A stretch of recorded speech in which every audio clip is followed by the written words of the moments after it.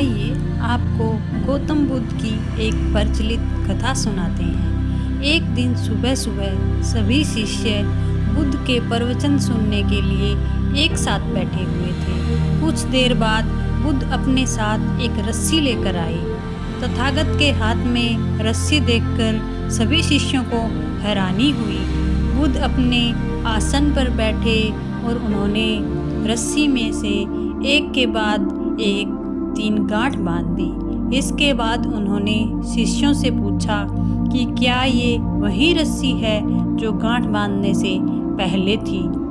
इस प्रश्न के जवाब में एक शिष्य ने कहा कि तथागत, इसका उत्तर थोड़ा मुश्किल है। ये हमारे देखने के तरीके पर निर्भर करता है। एक तरह से तो रस्सी वही है, इसमें कोई बदलाव नहीं है। एक अन्य शिष्य ने कहा कि अब इसमें 3 गांठें लगी हुई है जो कि पहले रस्सी में नहीं थी। इसे बदला हुआ भी कह सकते हैं। कुछ शिष्यों ने कहा कि वास्तव में मूल रूप से रस्सी वही है लेकिन बदली हुई दिख रही है, लेकिन इसका मूल स्वरूप नहीं बदला है। शिष्यों की बात सुनकर बुद्ध ने कहा कि आप सभी सही बोल रहे हैं। अब मैं इन गांठों को खोल देता हूँ। ये बोलकर बुद्ध रस्सी के दोनों सिरों को खींचने लगे।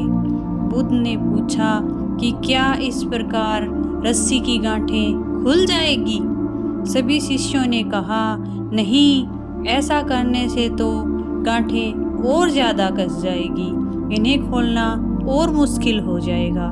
बुद्ध ने कहा, ठीक है, अब एक अंतिम प्रश्न। इन गांठों को खोलने के लिए हमें क्या करना होगा? शिष्यों ने कहा कि हमें इन गांठों को ध्यान से देखना होगा, जिससे हम जान सके कि इन्हें लगाया कैसे गया है। इसके बाद हम गांठें आसानी से खोल सकते हैं। बुद्ध इस जवाब से संतुष्ट हो गए और उन्होंने कहा, ये सही बात है। हम परेशानियों में फंसे रहते हैं, बिना कारण जाने ही उनका हल खोजने लगते हैं। जब पहले हमें समस्याओं का मूल समझ आएगा तो उन्हें सुलझाना बहुत ही आसान हो सकता है। जब समस्याओं की वजह समझेंगे तो समाधान आसान हो जाएगा।